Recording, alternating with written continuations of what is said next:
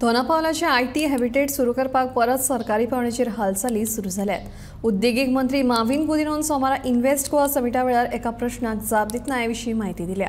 प्रदूषण ना करपी उद्देग गोंयांत सुरू करपाक सरकार उद्देशिकांक उर्बा दिता। हातूंत IT तशेंच वखदाच्या कंपनींक सरकार पयले प्राधान्य दिता अशें मंत्री माविन गोदिनो हांणी म्हणलां। IT industry is a environment friendly industry.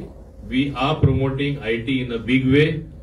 I know in the past with the past government, even though area was earmarked in Dona Paula, as you know, and you perhaps must be knowing history, we don't want to go into that past, that did not take off. Now it is our endeavor to encourage and build up even the IT industry. We believe that non-polluting industry is a very welcome thing. IT is non-polluting. Health sector also, I don't think there is pollution. We want to build up on that and promote even health tourism for the future. It is a collective responsibility. We are all collectively working in that direction. Tourism is concerned, we are giving all the attention to keep Goa clean and green.